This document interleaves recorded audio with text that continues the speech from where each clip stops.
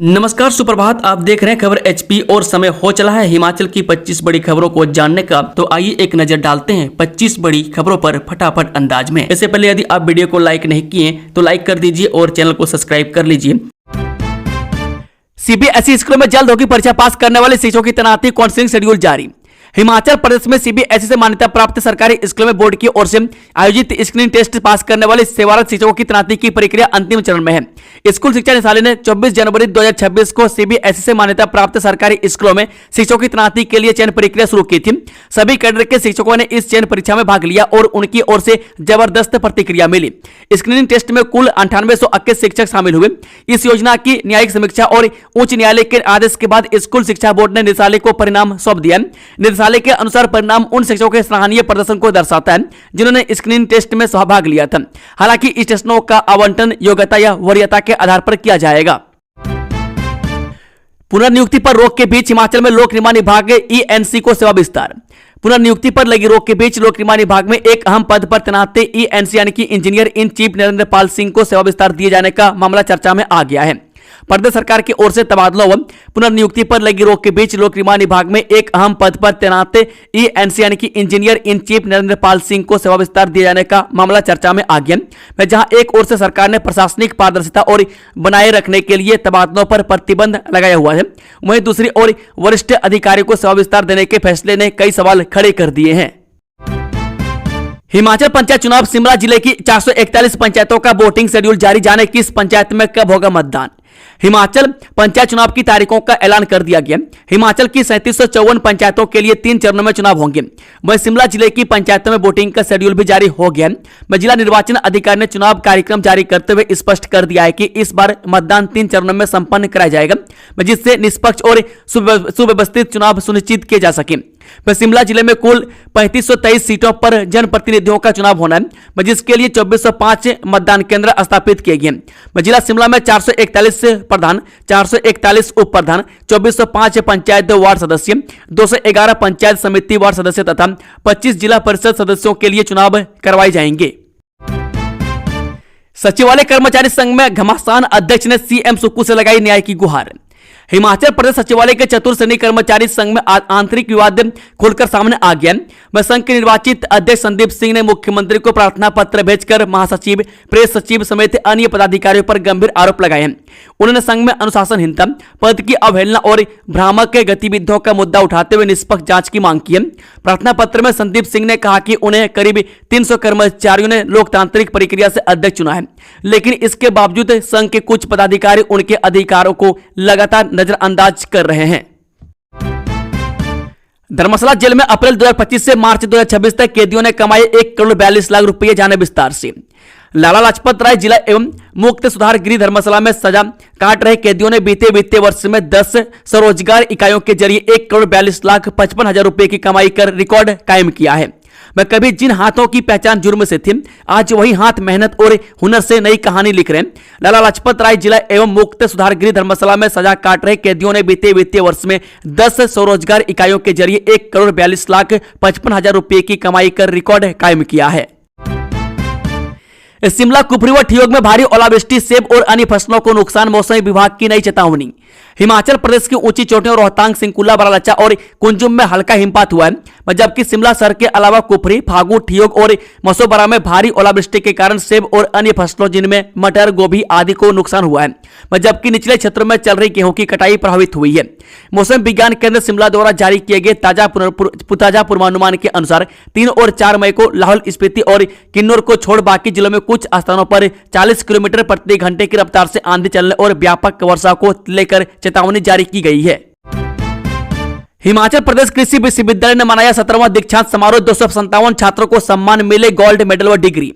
चौधरी श्रवण कुमार हिमाचल प्रदेश कृषि विश्वविद्यालय पालमपुर का 77वां दीक्षा समारोह विश्वविद्यालय सभागार में आयोजित किया गया। समारोह में प्रदेश सरकार के कृषि सचिव सी पालरासु ने मुख्य अतिथि के रूप में शिरकत की। कार्यक्रम में कुलपति डॉक्टर AK पांडा, कुल सचिव डॉक्टर मधु चौधरी तथा अधिष्ठाता स्नातकोत्तर अध्ययन डॉक्टर GD शर्मा सहित अन्य मौजूद रहे। दीक्षा समारोह के दौरान 638 डिग्री प्रदान की गई, में इनमें 504 MSc तथा 134 PhD की डिग्री शामिल है। ऊना जिले में भीषण गर्मी के कारण स्कूलों की टाइमिंग में बदलाव, डीसी जतिन लाल ने जारी किए निर्देश। ऊना जिले में भीषण गर्मी और बढ़ते तापमान को देखते हुए सभी सरकारी और निजी स्कूलों के समय में बदलाव किया गया है। अब स्कूल सुबह 7:30 बजे से दोपहर 1:30 बजे तक संचालित होंगे ताकि छात्रों को लू से बचाया जा सके। हिमाचल प्रदेश में जिला सिरमौर के पांवटा साहिब के बाद ऊना जिले में भी बढ़ते तापमान और भीषण गर्मी को देखते हुए स्कूल टाइमिंग बदल दी गई। जिला प्रशासन ने विद्यार्थियों के स्वास्थ्य एवं सुरक्षा के मद्देनजर जिले के सभी सरकारी एवं निजी स्कूलों के समय में बदलाव किया है। जिला दंडाधिकारी जतिन लाल ने इस संबंध में आदेश जारी किए हैं। हिमाचल प्रदेश की 250 बस्तियां सड़क से जुड़ेंगी। PMGSY 4 परियोजना में इन जिलों में किया जाएगा निर्माण। हिमाचल प्रदेश की 250 दुर्गम बस्तियों को प्रधानमंत्री ग्राम सड़क योजना के चौथे चरण के तहत सड़क सुविधा से जोड़ा जाएगा। इस परियोजना पर अनुमानित 1500 करोड़ रुपए खर्च होंगे, जिससे 8 जिलों की 1.5 से 2 लाख ग्रामीण आबादी को लाभ मिलेगा। हिमाचल प्रदेश की दुर्गम बस्तियों को सड़क सुविधा से जोड़ने की दिशा में बड़ा कदम उठाया गया। प्रदेश सरकार के आग्रह पर केंद्रीय सड़क परिवहन एवं राजमार्ग मंत्रालय ने प्रधानमंत्री ग्राम सड़क योजना के चौथे चरण के लिए ऑनलाइन पोर्टल खोला है। सरकार ने करीब 300 के आसपास बस्तियों की सूची तैयार की थी, लेकिन तकनीकी मानकों और जनसंख्या मानदंडों के आधार पर फिलहाल 250 प्रस्ताव ही पोर्टल पर अपलोड किए गए हैं। गर्व का पल, परिवार का एक बेटा भारतीय सेना में बना कैप्टन, दूसरे ने एम्स दिल्ली में लहराया परचम। बिलासपुर जिला के घुमारवीं उपमंडल के धलोट चौक के वशिष्ठ परिवार के लिए यह समय गौरव और खुशी का है। इस परिवार के 2 होनहार बेटों ने एक साथ बड़ी उपलब्धियां हासिल कर पूरे क्षेत्र का नाम रोशन किया है। परिवार के बड़े बेटे डॉक्टर तरुण शर्मा का चयन भारतीय सेना में कैप्टन के पद पर हुआ है, जबकि छोटे बेटे डॉक्टर वरुण शर्मा ने अपनी प्रतिभा के दम पर एम्स दिल्ली के पीडियाट्रिक विभाग में महत्वपूर्ण स्थान हासिल किया है। कैंसर अस्पताल में जून से मिलेगी लीनियर एक्सकेलेटर की सुविधा, 30 करोड़ से खरीदी गई मशीन। प्रदेश के कैंसर मरीजों के लिए एक बड़ी राहत भरी खबर सामने आई है। में करीब 30 करोड़ रुपए की लागत से स्थापित की गई अत्याधुनिक लीनियर एक्सकेलेटर मशीन अब जल्द ही शुरू होने जा रही है। स्वास्थ्य विभाग के अनुसार यह मशीन जून महीने के भीतर पूरी तरह से कार्यशील हो जाएगी। इसके शुरू होने के बाद प्रदेश के मरीजों को रेडियोथेरेपी के लिए बाहर राज्यों का रुख नहीं करना पड़ेगा। कैंसर मरीजों के लिए एक बड़ी राहत भरी खबर सामने आई है। अस्पताल प्रशासन के मुताबिक मशीन की स्थापना और ट्रायल प्रक्रिया पूरी हो चुकी है। अब केवल ARB की अंतिम मंजूरी का इंतजार है, जिसके बाद मरीजों का इलाज शुरू कर दिया जाएगा। जून के पहले हफ्ते में लीनियर एक्सकेलेटर मशीन का संचालन शुरू होना प्रदेश के स्वास्थ्य क्षेत्र के लिए एक महत्वपूर्ण उपलब्धि मानी जा रही है। 15 जून तक सड़क मरम्मत कार्य पूरा नहीं किया तो लगेगा जुर्माना। प्रदेश हाईकोर्ट ने नारकंडा खदराला सुरंगी राजमार्ग की दुर्दशा को लेकर कड़ा संज्ञान लिया। वह कोर्ट ने लोक निर्माण विभाग के अधीक्षण अभियंता रोहड़ू प्रमोद कुमार उप्रेती को चेतावनी दी है कि यदि 15 जून तक सड़क मरम्मत का कार्य पूरा नहीं हुआ तो उन पर 25,000 रुपये का जुर्माना लगाया जाएगा। मुख्य न्यायाधीश गुरमीत सिंह संधावलिया और न्यायाधीश BC नेगी की खंडपीठ ने रामपुर निवासी जवाहर लाल कैथ द्वारा दायर जनहित याचिका की सुनवाई के पश्चात यह आदेश जारी किए। मामले पर सुनवाई के पश्चात कोर्ट ने उक्त अधिकारी द्वारा दायर हलफनामे का अवलोकन कर पाया कि नारकंडा खदराला सुरंगी सड़क पर किलोमीटर 3300 से 4000 तक के पूरे खंड पर G3 परत बिछाने का कार्य पूरा हो चुका है और किलोमीटर 3200 से 3800 के बीच तारकोल बिछाने का कार्य 2 ठेकेदारों अरुण मेहता और ताराचंद मेहता को दिया गया था। उन्होंने निर्धारित समय सीमा के भीतर कार्य पूरा करने का वचन दिया था, लेकिन प्रतिकूल मौसम और 8 अप्रैल 2026 को हुई बर्फबारी के कारण कार्य पूरा नहीं हो सका। विश्व रेड क्रॉस दिवस पर बचत भवन में लगेगा रक्तदान शिविर, लोगों से की ये अपील। विश्व रेड क्रॉस दिवस के उपलक्ष्य पर 8 मई को जिला रेड क्रॉस सोसाइटी यहां उपायुक्त कार्यालय परिसर में स्थित बचत भवन में रक्तदान शिविर आयोजित करेगी। उपायुक्त हमीरपुर के सहायक आयुक्त एवं जिला रेड क्रॉस सोसाइटी के कोषाध्यक्ष चिराग शर्मा ने आम लोगों विशेषकर युवाओं से इस शिविर में अधिक से अधिक संख्या में रक्तदान करने की अपील की है। अटल टनल में रफ्तार का जुनून पड़ा महंगा, यूपी के पर्यटक का कटा 3500 का चालान। हिमाचल प्रदेश की शान अटल टनल में यातायात नियमों की अनदेखी करना एक पर्यटक को भारी पड़ गया। टनल के भीतर गलत तरीके से ओवरटेकिंग और ओवर स्पीडिंग करने वाले उत्तर प्रदेश के एक पर्यटक का मनाली पुलिस ने 3500 रुपये का चालान काटा है। मनाली पुलिस ने यह कार्रवाई एक वायरल वीडियो के आधार पर अमल में लाई है। इस मामले पर मनाली के DSP KD शर्मा ने सख्त रुख अपनाते हुए स्पष्ट किया है कि अटल टनल सुरक्षा की दृष्टि से बेहद संवेदनशील क्षेत्र है। उन्होंने बताया कि टनल के भीतर वाहन रोकना, ओवरटेक करना, सनरूफ से बाहर निकलना और निर्धारित गति सीमा से तेज गाड़ी चलाना पूरी तरह प्रतिबंधित है। DC गंधर्वा राठौर के आदेश, शिक्षण संस्थानों के आसपास संदिग्ध गतिविधियों पर रखें कड़ी नजर। नशे की समस्या से निपटने के लिए गठित जिला स्तरीय नार्को कोऑर्डिनेशन सेंटर की बैठक बुधवार को उपायुक्त गंधर्वा राठौर की अध्यक्षता में आयोजित की गई। इस बैठक में जिला में नशे की समस्या और इसे रोकने के उपायों पर व्यापक चर्चा की गई। इस अवसर पर उपायुक्त ने कहा कि नशीले पदार्थों का सेवन एवं तस्करी एक बहुत ही गंभीर समस्या है और विशेषकर युवा पीढ़ी को इससे बचाने के लिए सभी के सक्रिय सहयोग की आवश्यकता है। हमीरपुर में तैयारी टाइट, चप्पे चप्पे पर होगी पुलिस। राष्ट्रीय परीक्षण एजेंसी द्वारा 3 मई को आयोजित की जा रही राष्ट्रीय पात्रता सह प्रवेश परीक्षा नीट 2026 के लिए हमीरपुर में बनाए गए परीक्षा केंद्रों पर भी एनटीए के दिशा निर्देशों के अनुसार सभी आवश्यक प्रतिबंध किए जा रहे हैं। परीक्षा के सुचारू आयोजन के लिए जिला प्रशासन की ओर से भी विशेष तैयारियां की जा रही है। इस संबंध में बुधवार को यहां डीआरडीए के हॉल में एक उच्च स्तरीय बैठक आयोजित की गई, जिसमें एसपी बलबीर सिंह, जिला हमीरपुर के परीक्षा केंद्रों के समन्वयक एवं उपायुक्त हमीरपुर के सहायक आयुक्त चिराग शर्मा और अन्य अधिकारियों ने विभिन्न प्रबंधों को लेकर व्यापक विचार विमर्श किया। इस अवसर पर चिराग शर्मा ने बताया कि नीट यूजी परीक्षा के लिए हमीरपुर शहर एवं इसके आसपास के शिक्षण संस्थानों में कुल 5 परीक्षा केंद्र बनाए गए। उम्मीदवारों की सुविधा हेतु इन परीक्षा केंद्रों के लिए एचआरटीसी की विशेष बसें चलाई जाएंगी। 5 परीक्षा केंद्रों के लिए अलग अलग मजिस्ट्रेट नियुक्ति किए जाएंगे और उम्मीदवारों की संख्या के अनुसार पर्याप्त संख्या में पुलिस कर्मचारियों की तैनाती भी की जाएगी। वायुसेना के विमान से ले पहुंचे बौद्ध अवशेष, पुष्प वर्षा के बीच भगवतमान गौतम बुद्ध के अवशेषों का भव्य स्वागत, दिया गार्ड ऑफ ऑनर। लद्दाख की राजधानी लेह में बौद्ध अवशेष प्रदर्शनी के तहत एक ऐतिहासिक क्षण उस समय देखने को मिला जब भगवान गौतम बुद्ध के पवित्र अवशेष भारतीय वायुसेना के विशेष विमान से टेक्निकल एयरपोर्ट पहुंचे। इस अवसर पर लद्दाख के लेफ्टिनेंट गवर्नर विनय कुमार सक्सेना ने स्वयं एयरपोर्ट पर पहुंचकर इन पवित्र अवशेषों का भव्य स्वागत किया। अवशेषों के आगमन पर उन्हें औपचारिक गार्ड ऑफ ऑनर भी दिया गया, जिससे वातावरण श्रद्धा और सम्मान से भर उठा। टेक्निकल एयरपोर्ट से जीवंत तल तक पवित्र बौद्ध अवशेषों की भव्य शोभा यात्रा निकाली गई। इस शोभा यात्रा में हजारों की संख्या में स्थानीय लोगों, स्कूली बच्चों और बौद्ध भिक्षुओं ने पारंपरिक उल्लास और गहरी श्रद्धा के साथ भाग लिया। रास्ते भर श्रद्धालुओं ने पुष्प वर्षा कर अवशेषों का स्वागत किया और धार्मिक नारों व प्रार्थनाओं से पूरा वातावरण भक्तिमय बना रहा। हिमाचल मत्स्य उत्पादन के टूटे रिकॉर्ड वित्तीय वर्ष 2025-26 में 818.02 मीट्रिक टन तक पहुंचा राज्य का आंकड़ा। हिमाचल प्रदेश के जलाशयों में इस बार मत्स्य उत्पादन में उल्लेखनीय वृद्धि दर्ज की गई है। वह सभी जलाशयों में गोविंद सागर ने 404 मीट्रिक टन मछली उत्पादन के साथ रिकॉर्ड कायम किया है। पोंग डैम जलाशय 314.84 मीट्रिक टन उत्पादन के साथ राज्य के कुल मछली उत्पादन में महत्वपूर्ण योगदान देने वाले प्रमुख जलाशयों में से एक बना हुआ है, जबकि कोल डैम जलाशय में 6.63 मीट्रिक टन, चमेरा में 4.37 मीट्रिक टन तथा रंजीत सागर जलाशय में 2025-26 के दौरान 88.18 मीट्रिक टन मछली उत्पादन दर्ज किया गया।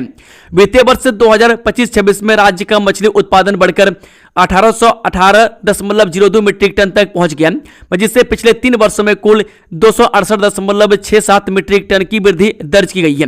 जलाशयों से मछली उत्पादन में यह वृद्धि विशेष रूप से बिलासपुर, ऊना, कांगड़ा, चंबा एवं सीमावर्ती जिलों में रहने वाले मछुआरा परिवारों की आजीविका पर प्रत्यक्ष एवं सकारात्मक प्रभाव डालेगी।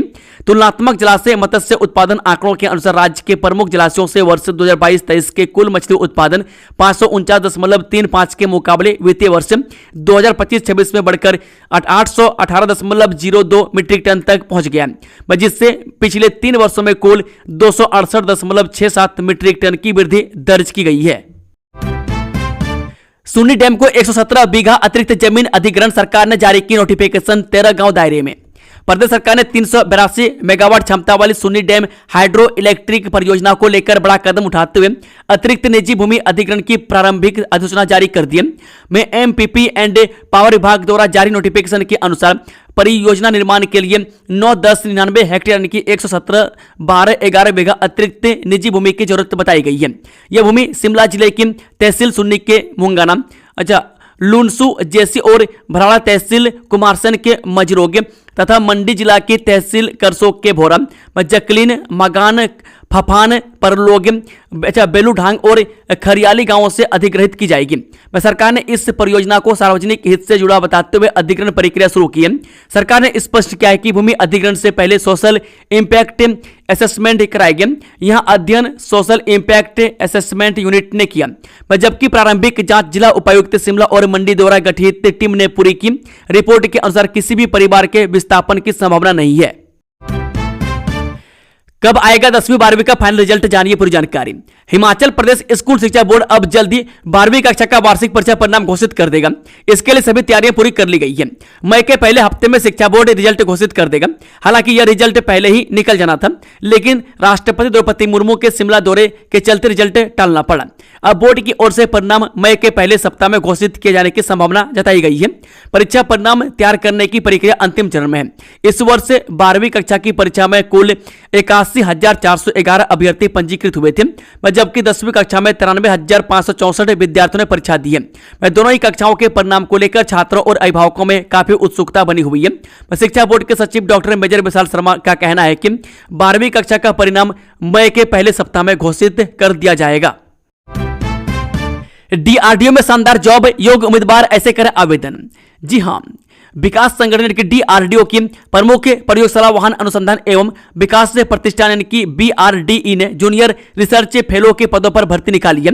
इस भर्ती के लिए 4 मई को मैकेनिकल और 6 मई को इलेक्ट्रिकल के लिए इंटरव्यू का आयोजन किया जाएगा। इंटरव्यू वाले दिन ही रिटर्न एग्जाम भी होगी। डॉक्यूमेंट वेरिफिकेशन सुबह 9:30 बजे से 11:30 बजे तक किया जाएगा, जिसके बाद 11:30 बजे से इंटरव्यू शुरू होगा।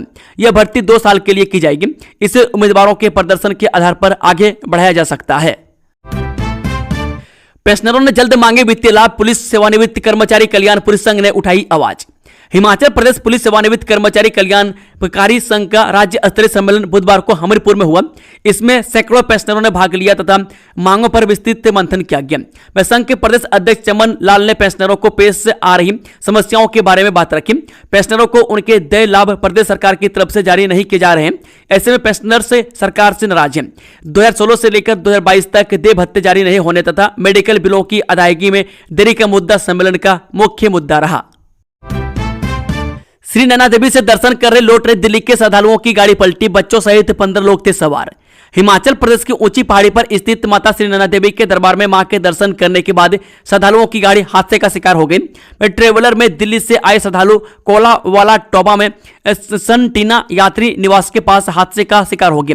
उनकी गाड़ी अनियंत्रित होकर सड़क से नीचे लुढ़क गई, जिसमें कई श्रद्धालु घायल हो गए। हालांकि माता रानी की कृपा से किसी प्रकार के जान माल का नुकसान नहीं हुआ।